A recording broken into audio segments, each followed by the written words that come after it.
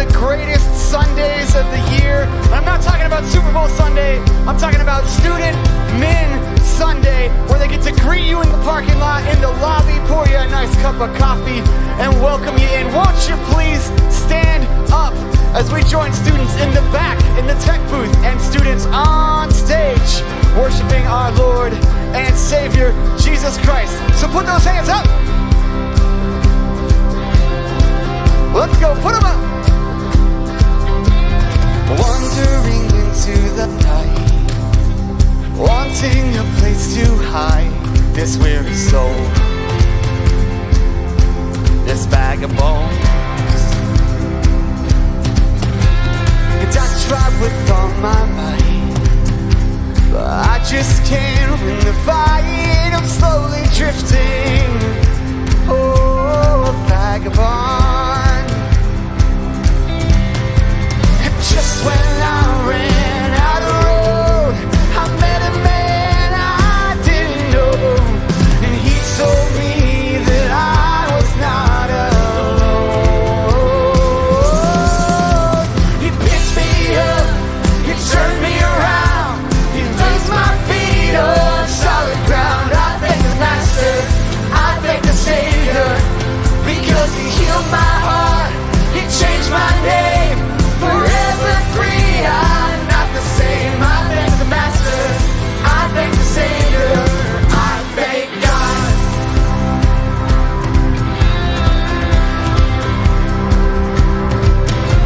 I cannot deny what I see.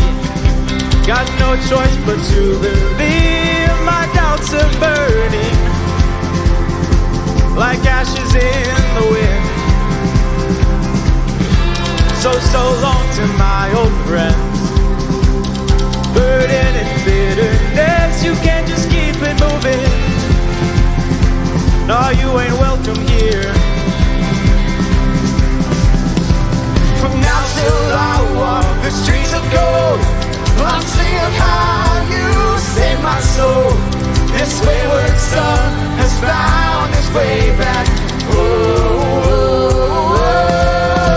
You picked me up and you turned me around, placed my feet on solid ground. I thank the Master, I thank the Savior, because he healed my heart, he changed my name, forever free. I'm not the same. I thank the Master, I thank the Savior, I thank God.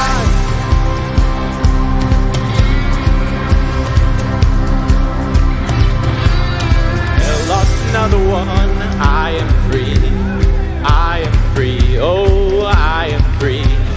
Hell, lost another one, I am free, I am free, I am free. Come on, let's go. Hell, lost another one, I am free, I am free, Let's go. Come on, hell, lost another one.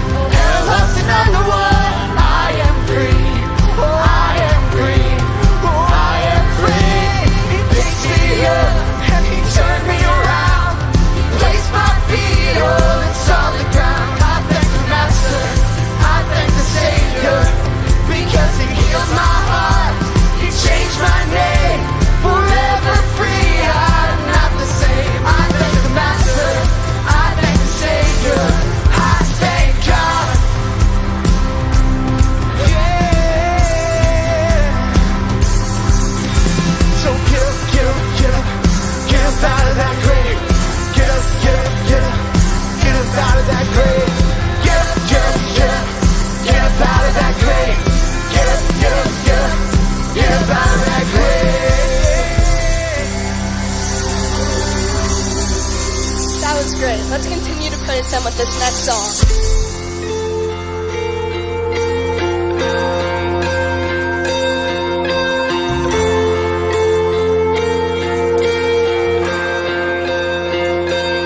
Why did I waste so much time worrying? You've had a plan all along. I'm listening. Fade away out of deserts and rivers just yesterday. So today you speak, I don't need an explanation. If you tell me move, I don't need the destination. If what's promised I never see, I'm still walking with you. You're still walking with me.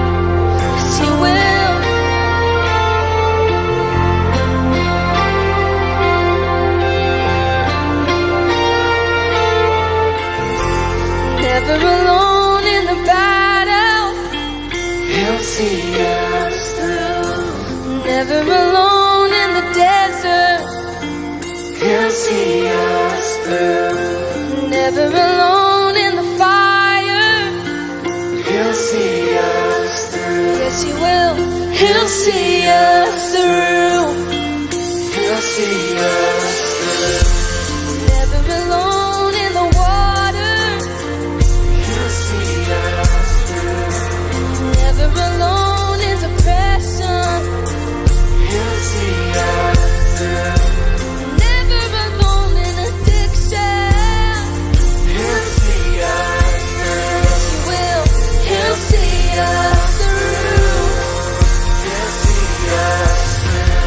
In all our anxiety, I know He'll see us through. In our darkest thoughts, Jesus, He'll see us through. In every circumstance, I know He'll see us through. Yes, He will.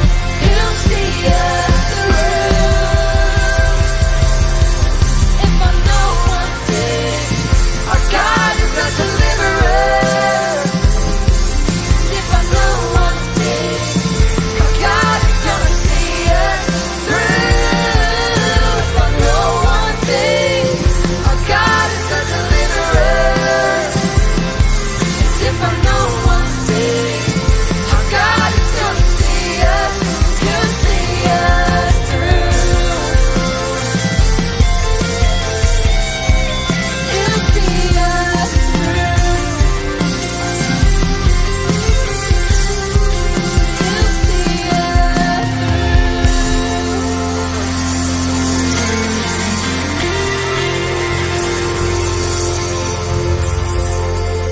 God, we just want to thank you for bringing us all here today to worship you and to celebrate our students and everything you're doing through them and for them. In your name, Jesus, amen. right, you guys can take a seat. As Tyler said, this is Student Sunday, and I think this is the most students we've ever had up here on stage. We have Presley over here playing guitar. We got Addie over here on guitar. Back here we have Griffin on percussion. And up here singing we have Abby and Jolie and Josh and Bella. And then back there in the booth we have Grant and Dominic was there earlier this morning. And yeah, so let's just give it up for our students. All right. Well, thank you guys for leading us. You guys can go ahead, and I just have a few more things to run by everybody here. We're gonna continue worshiping this morning by moving into a time of giving, and your generosity goes so far in the lives of these students and in our church here. So I just want to thank you for everything that you give for these students and for our mission here. All the ways to give are over here on the side screens, on your screen at home. And if you're new here, there's no pressure to give at all. We actually have a gift for you, so you can stop by the guest services table or click I'm New online, and we will get that gift to you. We have a wonderful message this morning from Stosh Williams, our student ministry director. Before we get into that, we have a video just to show you guys some of the fun that we have here in our student environments and how your generosity can impact the lives of these students and the things that are made possible through your giving. So turn your attention to the screens.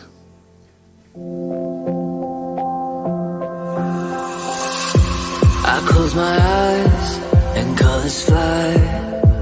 There's no hiding from your grace. I can't deny your heart for mine, and it's unrelenting chase. I was on the edge of deception, caught up in my own hesitation, until your love took over me. So I let go and I let love show me life like it's supposed to be. Unawaited, you're awaited, all the freedom I ever need. Now I'm alive. When I let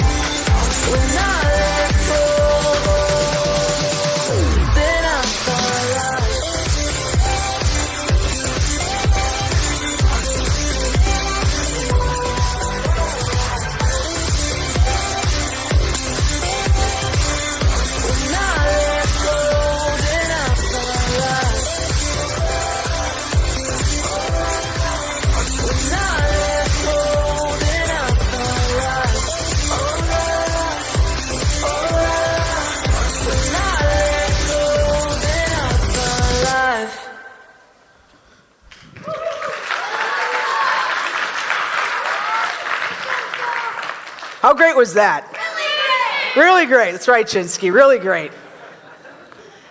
What you all just saw was a very small glimpse of the amazing and incredible things that we get to do with these students throughout the entire year. What you just saw was a very quick sneak peek of what 2023 was all about.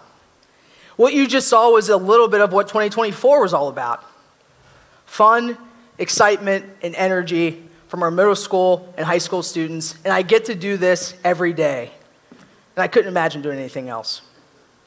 What you got to saw was our small group leaders down in the trenches with all these kids in different types of camps and events that we have every summer. What you got to see was the faith of this next generation. What you got to see are everyday encounters that these kids have with Jesus. What you got to see is a generation that is creative, fun, innovative, resourceful, entrepreneurial, and resilient. You got to see what I would say is the best generation yet. Now, there are some negative things about this generation as well that we've all heard about, and maybe sometimes you think them to yourself at times.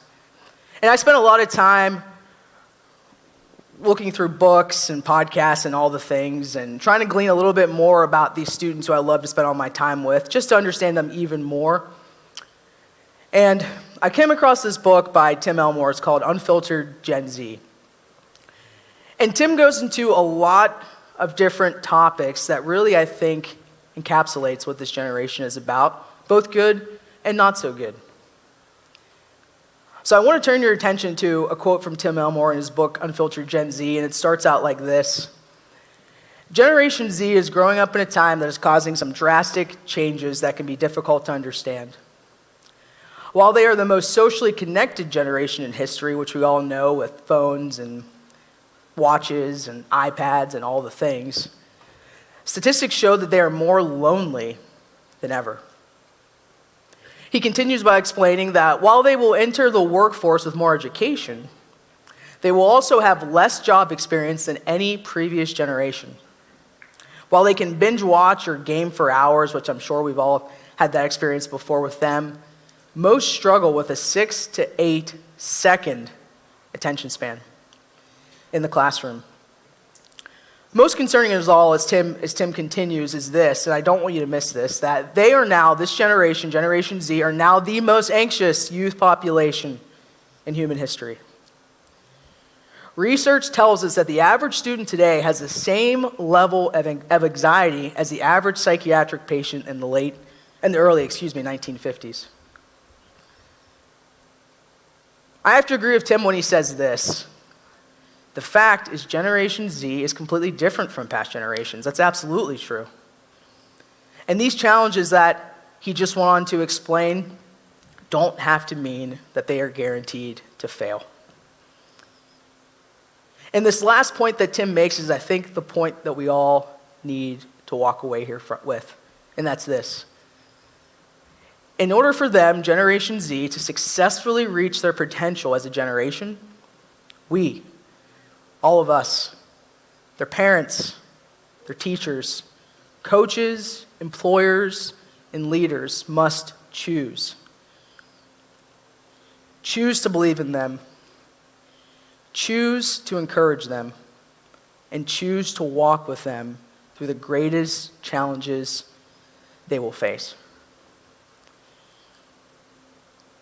I don't know about you, but I really believe this generation needs a lot of investing by us.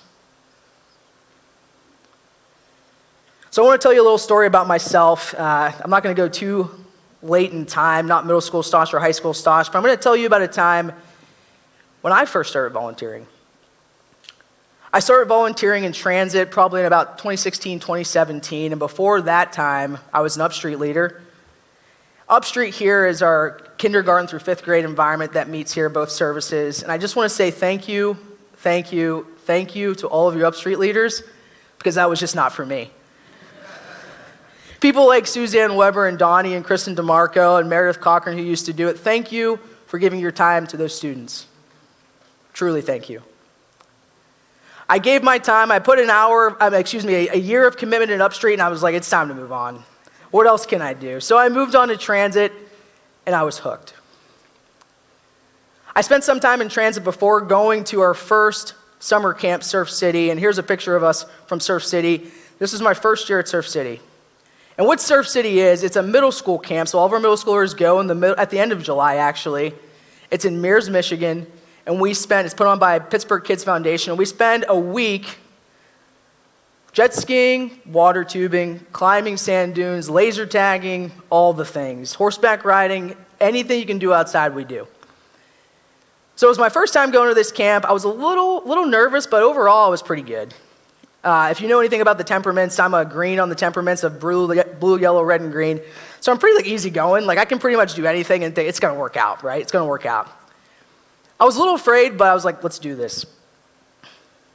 So before I went to that camp, I met these 6th grade girls, and some of these girls are sitting amongst us today, and they're now seniors.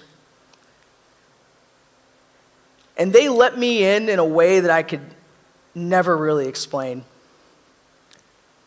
They trusted me, and more importantly, they loved me for exactly where I was.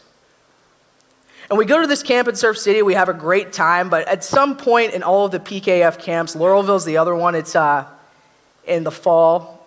It's not too far from here, about an hour away. And during both of those camps, you have this thing called 20 minutes of silence. And what that means is that you spend 20 minutes with Jesus, either accepting Jesus for the first time or renewing your relationship with Jesus again or talking to Jesus for the first time by yourself, or for some of the kids just sleeping, if I had to be honest.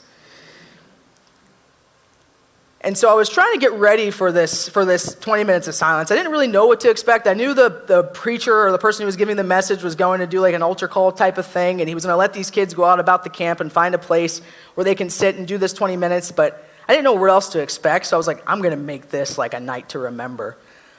These kids are going to find Jesus in this moment. They're going to just be taken over by the Holy Spirit. This is when all the good things are going to happen. This is when we're going to get deep, and this is when these 10, 11, 12-year-olds are going to have that moment. So I get ready for 20 minutes of silence. All of the students have found their spots along the beach. And once the bell rings after 20 minutes, the students come back to the cabin, and as they're walking back, I'm also walking back and ready to have this deep, profound conversation.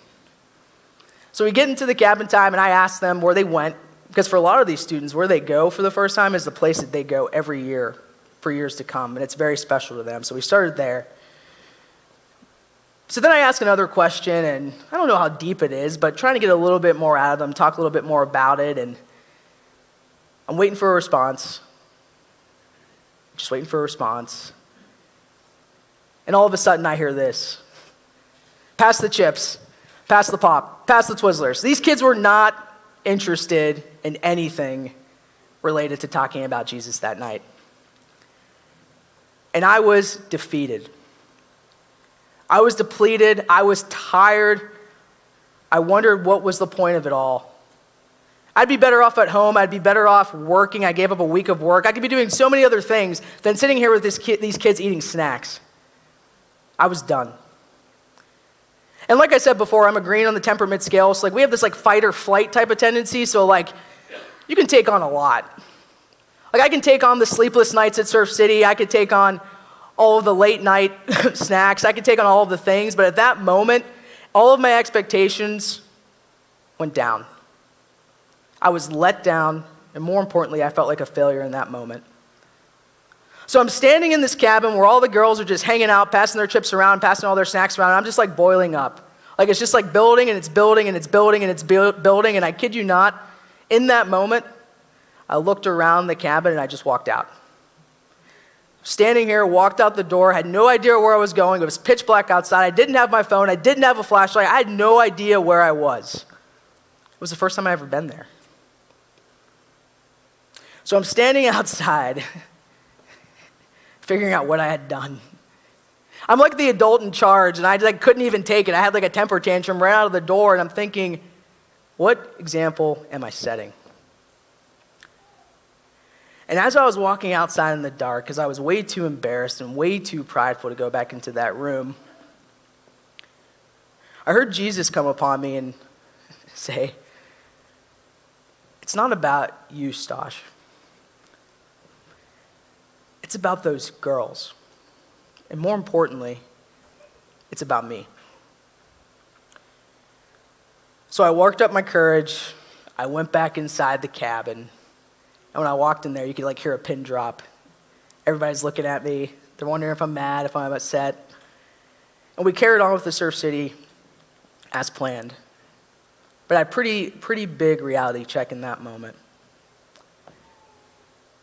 And just as I was frustrated, angry, embarrassed, prideful, all the things, I was reminded in that moment, and I'm reminded day after day after day,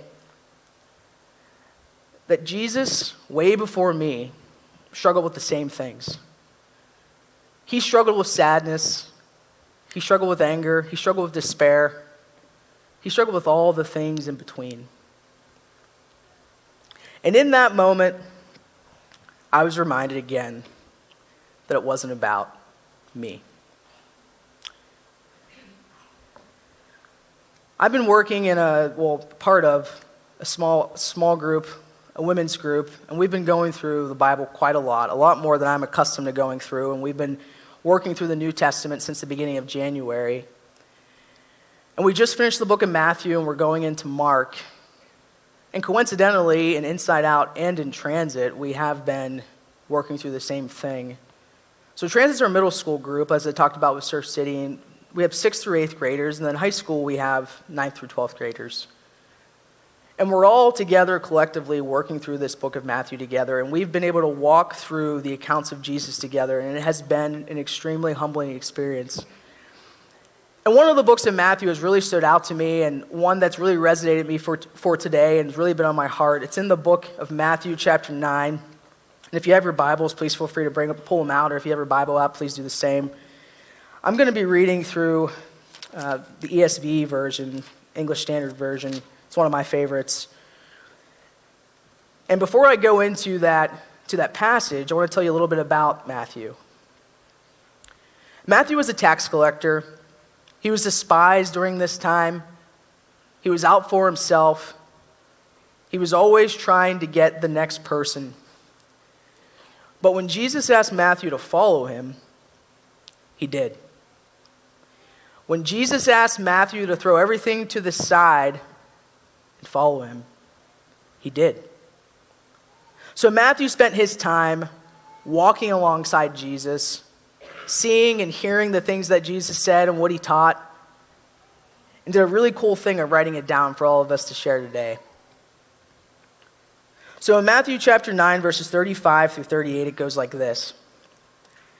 And Jesus went throughout all the cities and villages, teaching in their synagogues and proclaiming the gospel of the kingdom and healing every disease and every affliction. When he saw the crowds, he had compassion for them because they were harassed and helpless, like sheep without a shepherd.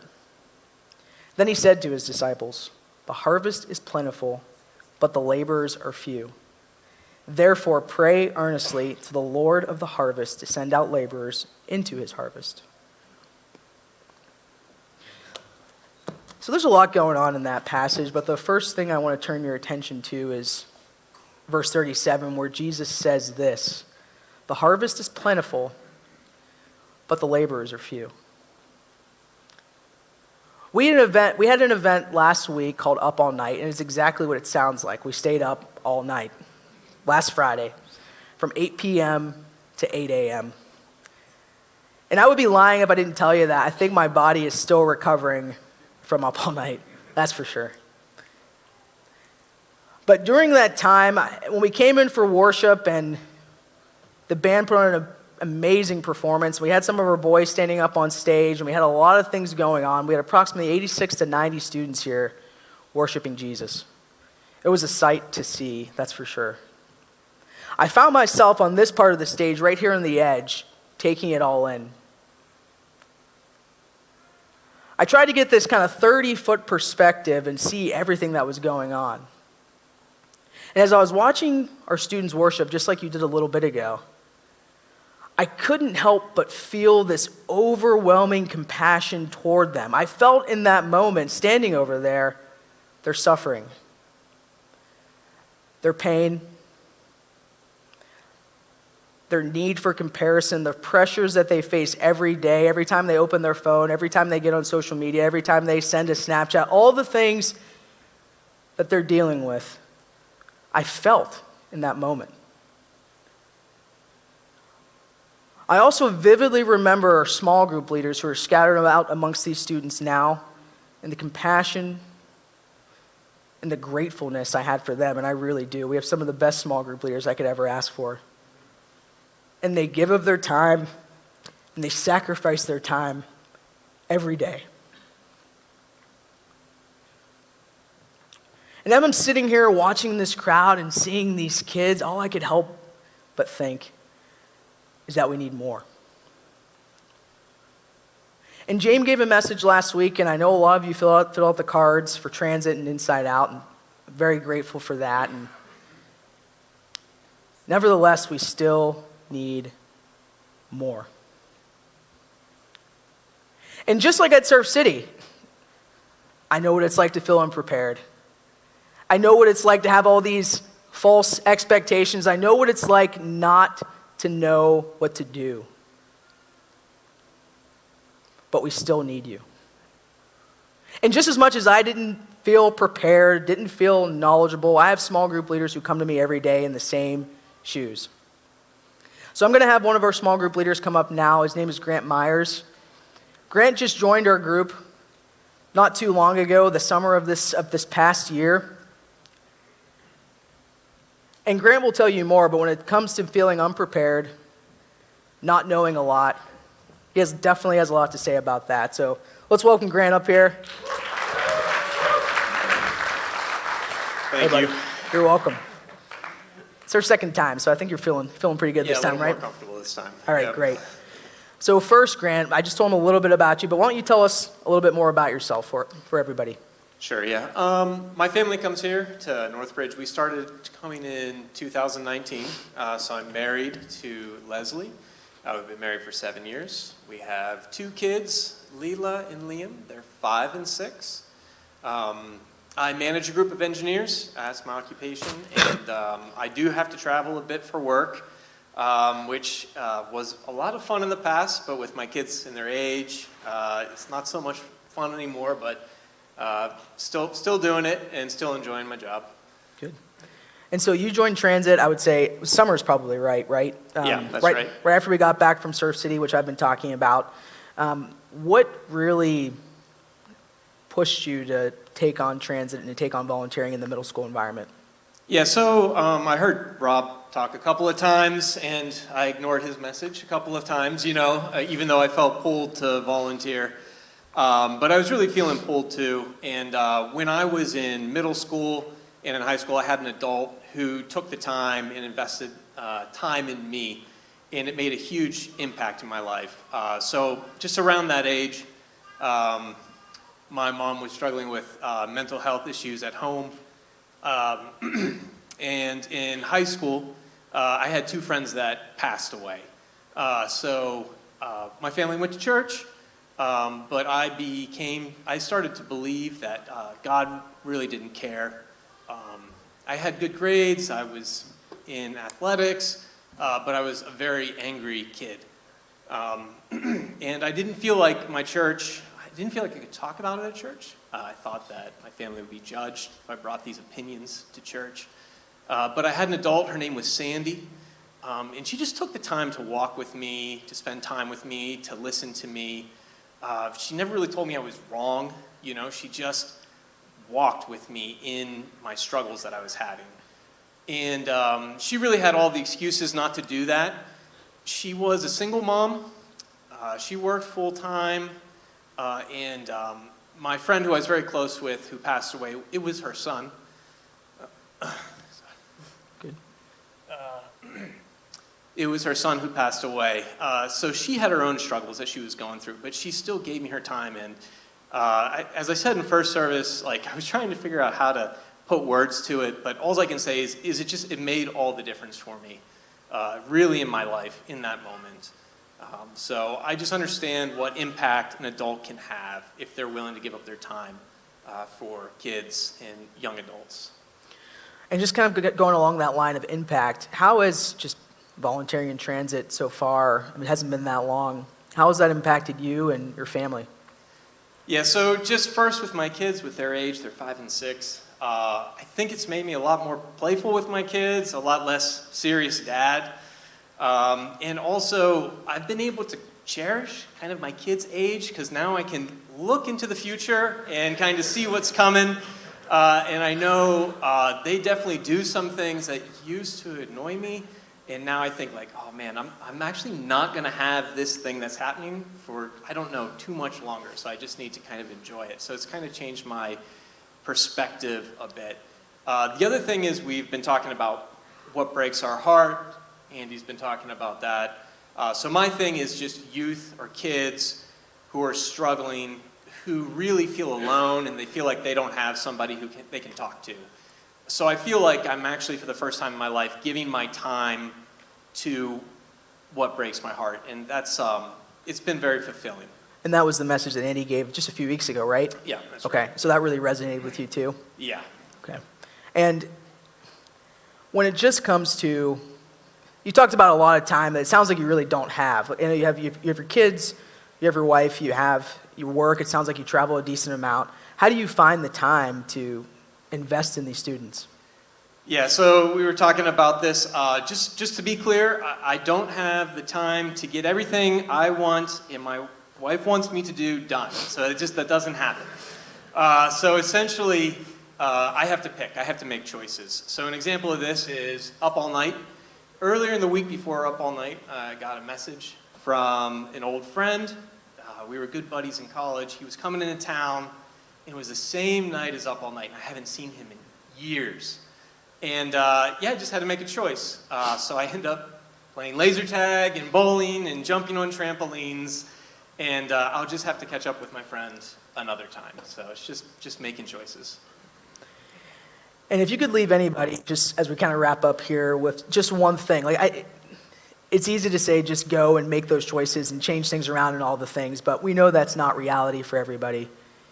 So what would you say for someone who potentially can't give that time? How else can they invest in our students? Yeah, so just first I want to say you don't have to be prepared to do this, to volunteer or to invest time. So that's what was like really blocking me. I just didn't feel prepared, so you don't have to feel prepared. I didn't when I started. And then the second is, even if you're not going to be back there with us, everybody here who's an adult, you can take an interest in one of these kids' lives, or a kid or a young adult that you know, you can take an interest in their life. You can ask them about their week. You can understand if they're involved in a sport or an activity. You can ask them about it. Just see how they're doing. Just check in with them. There's just so many kids, and there's not as many leaders to cover all the kids. And if you all can help us do that, that's actually very, very impactful. Right. Thanks, Grant, so much. Really appreciate it. Yeah, thanks for having me. Of course.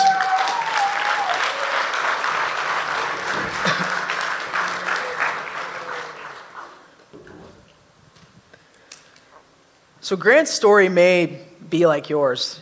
You may be out here and you can resonate with exactly what he's saying. But Grant's story can also be your story if you take that step to invest in this next generation. Because what's at stake is really everything. We have this generation of students, more than you think, who are eternally lost. We have a generation of students who need someone to choose to walk alongside them and lead them to Jesus. We have a generation where they need adults, like Grant said, to take interest in them. It seems like they don't want you there, but they do. I guarantee it. This generation needs adults who will put aside their fears, put aside their agendas, put aside the me mentality, and invest in their lives. And yeah, it's definitely easier said than done. It's definitely time consuming. It's definitely tiring. But there are a couple instructions I want to give you to just kind of work through that and figure out what God is calling you to do. So the first instruction I want to give you seems simple, but maybe not. And you may be thinking, Stosh, even before you give these instructions, like, I'm not working with middle school and high schoolers. Like, there's nothing you can say to make me do that. Well, we need help back in Wambaland with the babies. We need help in Upstreet, like I mentioned before. Or maybe you're going to work every day and you're providing for your family, and that's awesome, but there's also that coworker who needs you to invest in his or her life. Maybe you feel that nudge to potentially go and do mission work somewhere in a different country. And you just keep getting that nudge, but you just don't take the step. Maybe there's a group of neighbors in your neighborhood who just need a small group. The most unlikely of bunches, but they need you. Maybe you really do like hanging out with students and Snapchatting and TikToking and all the things that I'm trying to figure out on a day-to-day basis, and if so, we'd love to have you. But we are not meant to be stagnant. We are not meant to be merely spectators. We are not merely meant to coast our way to heaven. So the first thing I'm asking you to do is simply this. Pray. In verse 38 of the passage today, Jesus tells this. Therefore, pray earnestly to the Lord of the harvest to send out laborers into the harvest. You're not just praying on your way to work. You're not just praying right before you get your coffee to go. No, you're getting on your knees and you're asking God boldly to show you where to go. You're getting on your knees and asking difficult questions to know where to go. You're praying for those laborers that we need in our middle school environment, in our high school environment, and with the kids and family ministry. You're praying boldly and allowing God to speak to you and to tell you where to go.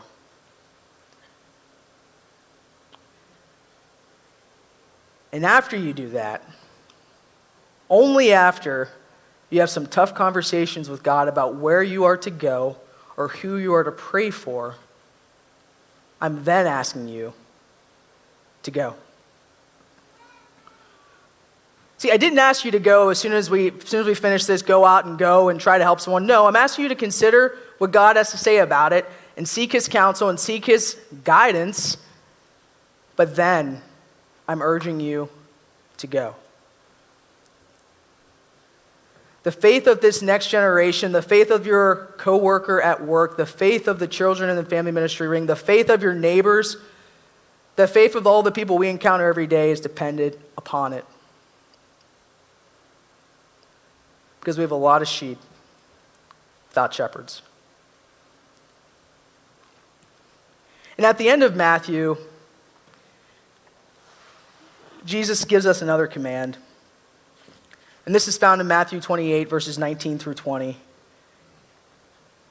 He says this, "Go therefore and make disciples of all nations, baptizing them in the name of the Father and of the Son and of the Holy Spirit, teaching them to observe all that I have commanded you." Now, what does go look like? I'm glossing over it, right? It's like, what am I going to do? Where do I go? What do I do? What we're doing is we're going to lead, in my case, in Grant's case, we are going and doing whatever we need to do to lead this next generation to Jesus. At work, you're doing whatever you need to do to lead that coworker to Jesus. You know him better than I do. You know her better than I do. You're doing whatever you need to do, going out of your way, making the time like Grant mentioned, giving up on something else to be a disciple for Jesus. And I mentioned the disciples before in Matthew and what that all means. And when Matthew was asked to drop everything and follow, he did. And it might be a tough ask, but for all of you who are Jesus followers, I'm asking the same thing. And it's important to know that Jesus gave authority to his disciples at that point to do all that he could do if they just had faith in him. And the same authority that he gave to his disciples, he's given to all of us. We just have to have faith. We need to seek God's counsel. But then we have to go. Now, I never really ended my story about Surf City. It kind of ended on a pretty bad note. And obviously, I didn't give up, but I think for like 3 weeks after that, I was like really ready to give up. I really thought middle school, high school was really not for me. But Surf City continued after that day that I embarrassed myself, and we got to the end of Surf City, and we're in the middle of a message, and we were worshiping together, and when I'm like worshiping with these students, I'm like all in. Like if there's a mosh pit, like I'm in the front of it. If there's like a way where I can get in the middle of all the worshiping, I'm right there. Because honestly, there's really nothing better than worshiping with students. There is nothing better than watching these kids praise Jesus unapologetically and unashamed. There's nothing better. And at the end of Surf City, we're listening to a song, which is going to be the song that we close out with, but we're not going to close just yet. It was called Build My Life. And I'm locked up with two of my students, two of the students who you saw in the Surf City picture. And these two students are seniors now. But in that moment, when they were in 6th grade, I found myself locked up on either side with both of them. And I don't intend to name drop, but I have to. It was Kenzie K. Hall and it was Katie Baranyak on either side of me. And I still remember to this day, 6 years ago, being locked up with both of them and Katie just letting go of me. And as a leader, you're just making sure that everything's okay. And so you look up, you catch a glance at what's going on. And I look over and I see 6th grade Katie just raising her hand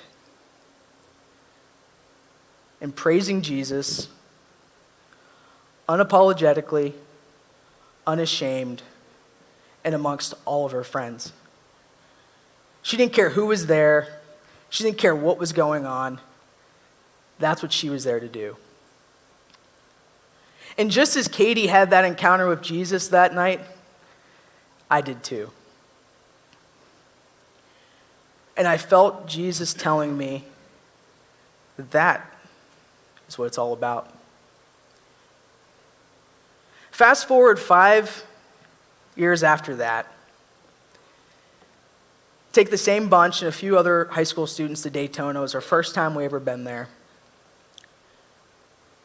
And we got to a part of the week where there was this acoustic night. North Point Worship does all the worshiping there at the camp. It's really neat, actually. And they did this acoustic night. So you had the band in the middle, and you had approximately 2,500 students around this band worshiping Jesus together. And it's really funny, I mentioned this last service too, that Jolie Segala today during our production devotion talked about this exact moment that I'm going to mention. We're all again in the middle, locked up together. And I find myself again, 5 years later, with the same two girls on either side. And as we're worshiping together and we're praying together, the same song plays again. So I'm locked up with these girls. I keep my head down. I'm trying not to cry because that's just like my natural tendency. And I'm just sitting there like, please don't do this. Please don't do this. Katie, I don't want Katie to look at me. Because I just told Katie that story about 6th grade, probably the day before. And as I'm sitting there with my eyes closed, really crying like a baby, but just didn't want to let anyone know, I was reminded of God's faithfulness in that moment. You see, 5 years ago, I was ready to give up. 5 years ago, I thought there was no way I was going to spend my time investing in these students who didn't care. But then 5 years later, Jesus showed me what it's all about and why this generation is worth it all. And in that moment, with my head down, singing this song together with these same two girls, I thought about how Katie's a transit leader now in leading these middle schoolers to a life of Jesus. In this moment now, I think about how Kenzie tells the truth about Jesus to these 9th grade girls every day. She doesn't care what they think. She doesn't care if they don't believe in the moment, but she doesn't waste the time to speak truth to these girls. I'm reminded that as Katie goes to Geneva here in the fall and Kenzie goes to Kent State, which was my alma mater actually, which is pretty neat, that these girls are going to be fine because they know the truth about Jesus. And on top of that, they are now discipling to students younger than them because they know as well what's at stake. The faith of this next generation is worth everything.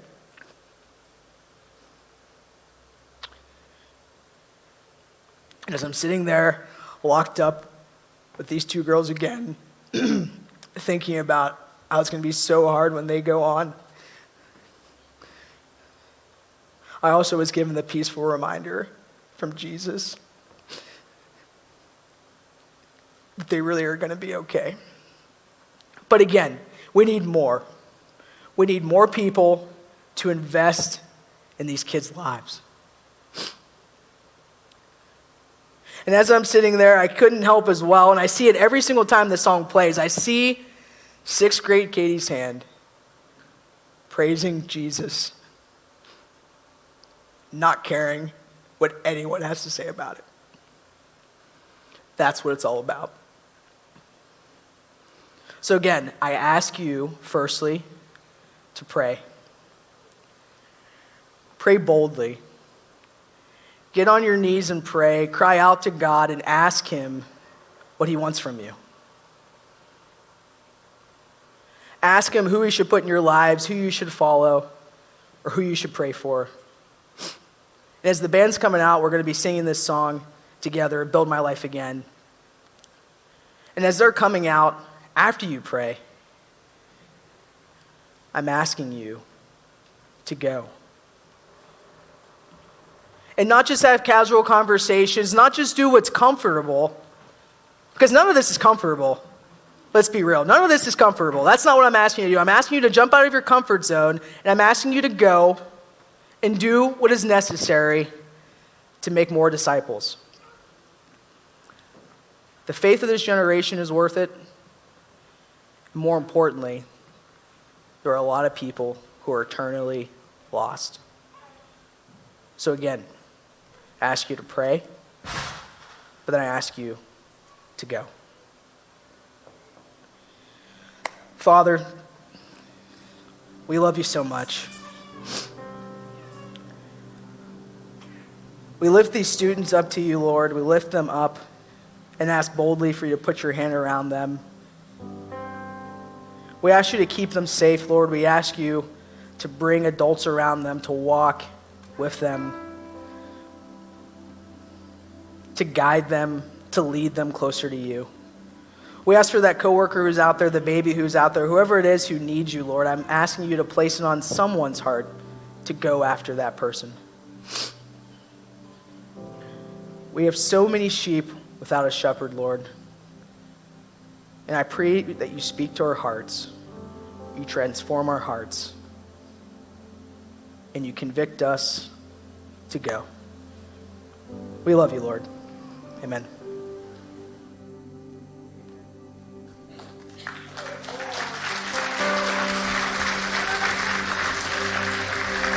Would you go ahead and stand up and let's just sing one last song together?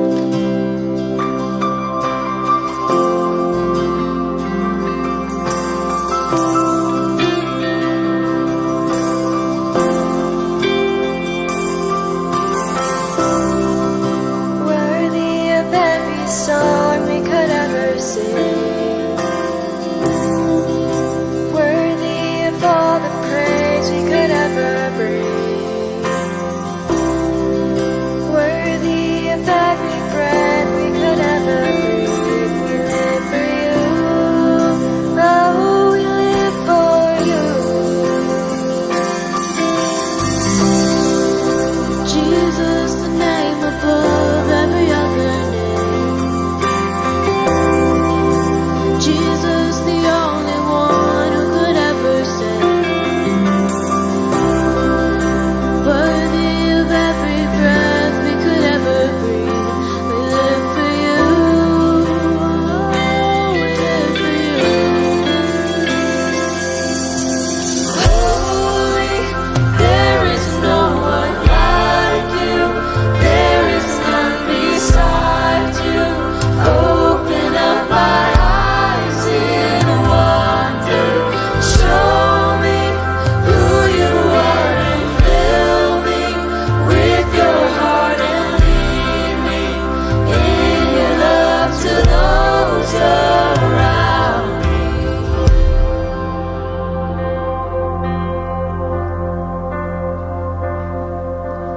I will build my life upon your love. It is a firm foundation.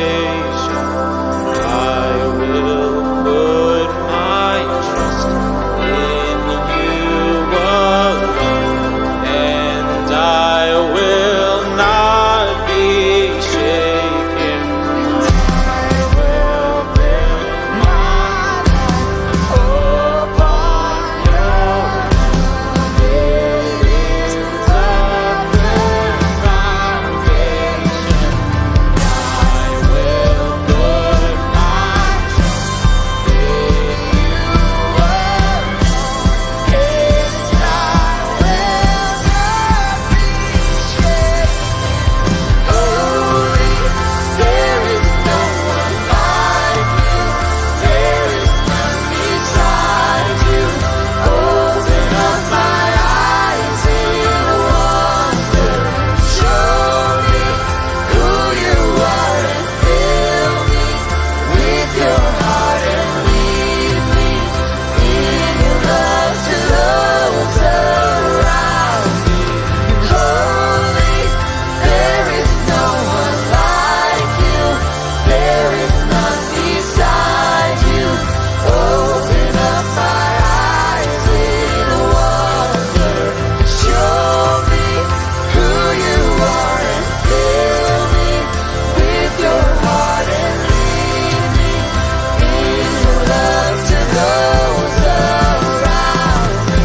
And I will build my life upon your love. It is a firm foundation.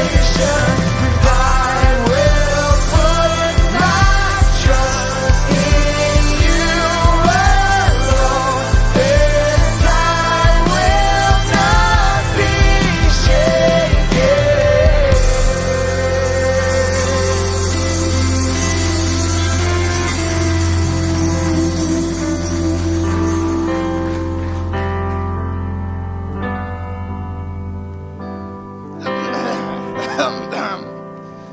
Hey, it's a good thing we don't do this every week. Holy cow. Good morning. My name is Rob. I'm the director of family ministries here. And I'm just so thankful. I'm so thankful for Stosh and her heart and willingness to serve these kids. For the student ministry team, I know you can give it up for them.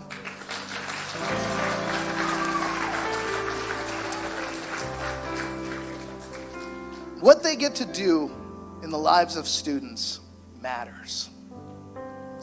It matters because when I was in 6th grade, I went to Surf City.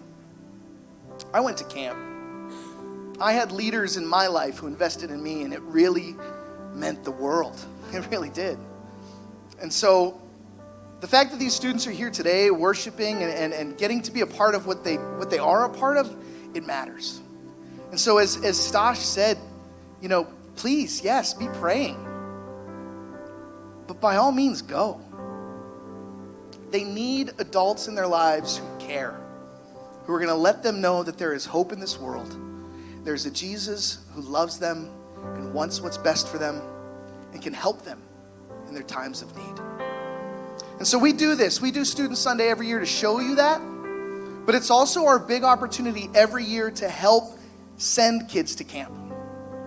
Because we know that financially it can be tough. I went to camp when I was in 6th grade because someone stepped up and was able to put me there financially because I couldn't do it on my own.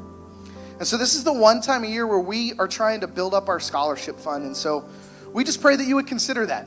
Maybe you would love to give to help provide opportunities for kids to go to camp. So the best way that you could do that is you can, just like you regularly give, you can go online and at the drop-down menu, it's the second thing, student scholarships. Or you could scan the QR code, and that'll take you straight to the page to give to the scholarship fund. Or on your way out, it looks like a science project, I know, but the kids are trying to raise some support, and so you can talk to them there about ways that you can donate by taking one of those envelopes and helping support students to go to camp, because you are a part of this too. We are a church family doing this together, and so thank you. Thank you so much.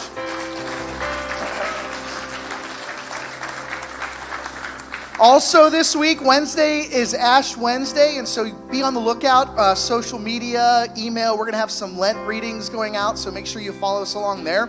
And next week, we are starting a brand new series with Andy called Ecclesia. So it is you just don't want to miss it. It's going to be awesome. So on your way out today, meet someone young, shake their hand, learn their name. Thank you so much for being here, and go in peace.